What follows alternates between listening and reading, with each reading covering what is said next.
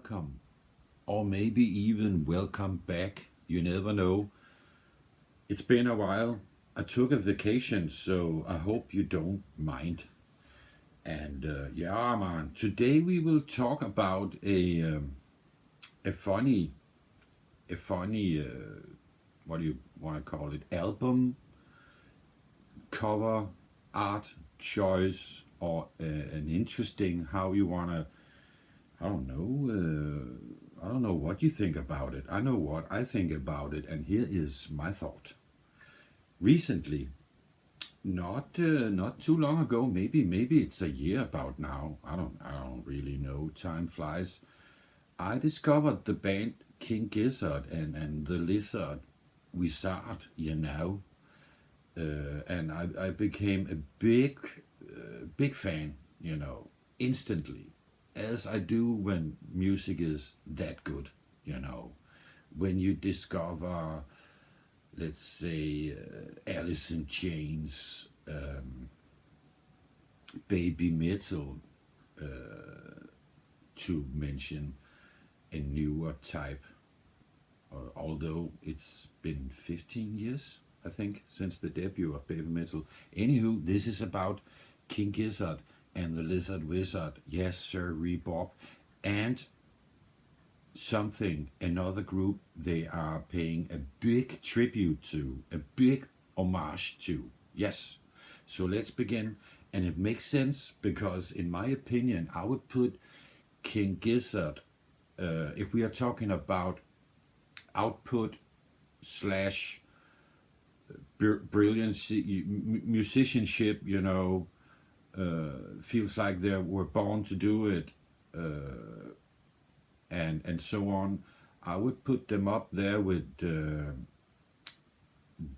Frank Zappa, just to mention one, and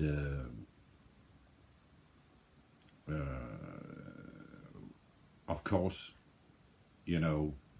Grateful Dead. But we will return to that shortly.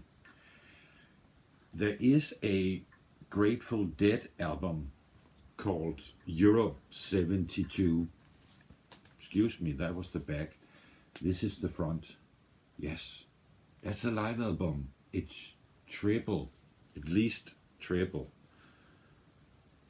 Yeah. One of those albums that are really difficult to operate. You have to open it up like a whole thing, and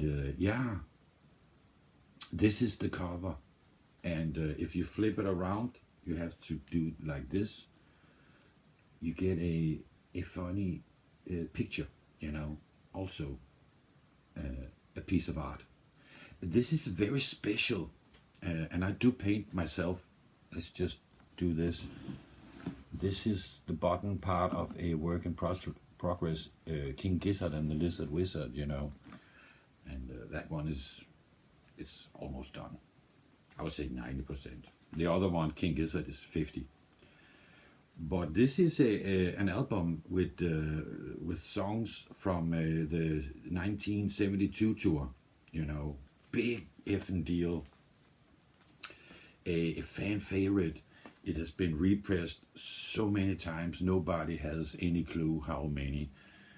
But King Gizzard and the Lizard Wizard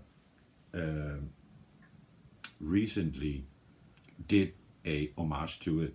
And I should also say why I think they feel connected is that the Grateful Dead was the first group that was known for having endless recordings of their live sessions, and King Gizzard have been a bigger part of the bootleg than I think they did.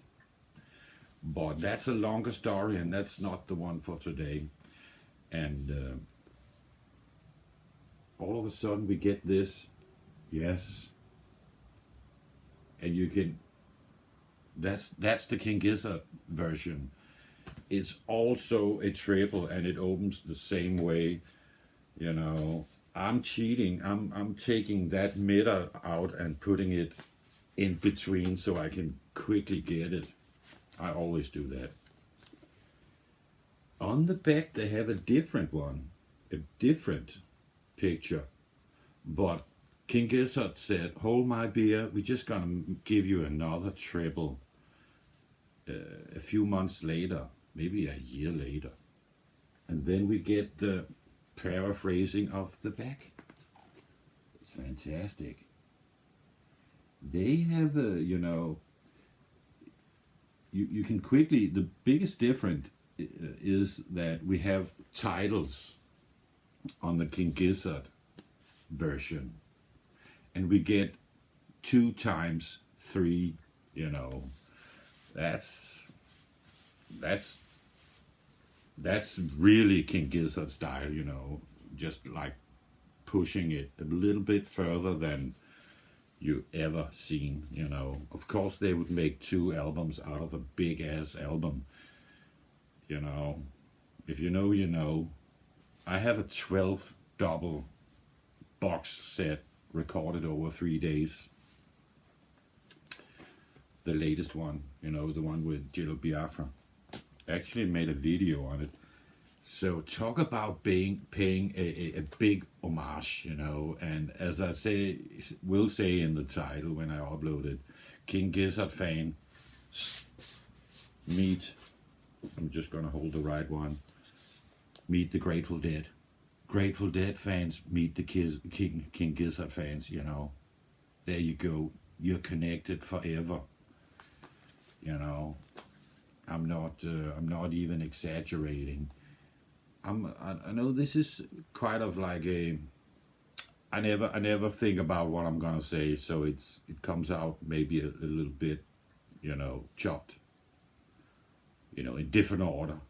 When I remember stuff to say, I'm just gonna put it in the video. That's how I do it always. So for me, it was just like important to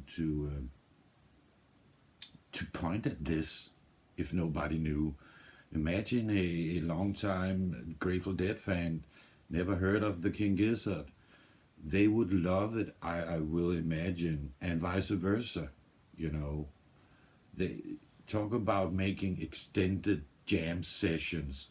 That comes primarily from this group, So there's a lot of connections. It's not only there's of course a reason why they did that homage or what you call it, tribute. They are connected. They are kindred spirits in music, if you ask me. So fantastic stuff. Mass for the Rich is the opening track, and if I remember it right, I think Grateful Dead have a album with the title with the word Mars in it. I'm not sure. Mars Hotel or something. I don't know. I can't. Maybe if I'm gonna write it.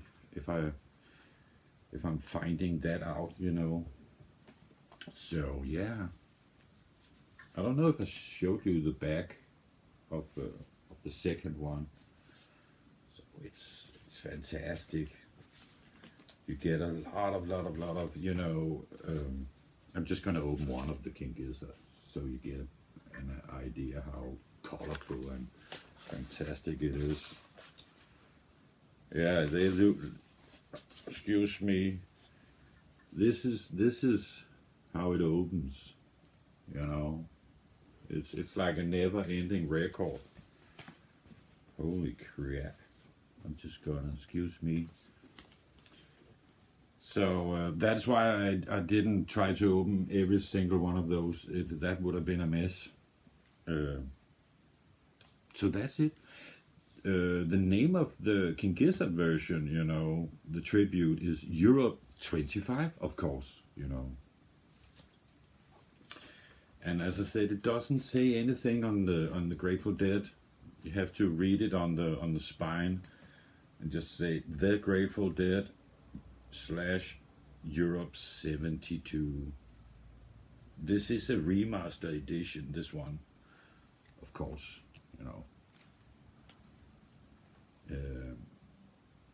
yeah, enough said. That's it.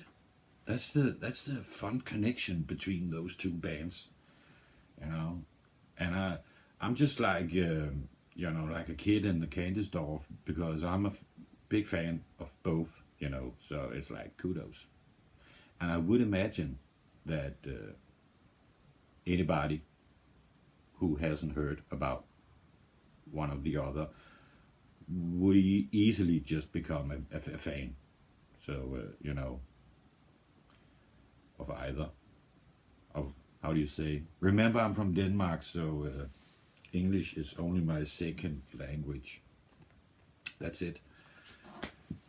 I'm done for today. We will come back shortly with some more Alice in Chains, Elvis Presley, Frank Zappa, AC/DC, Ramones. That's just what I have in the pipeline. So look out. Bye now.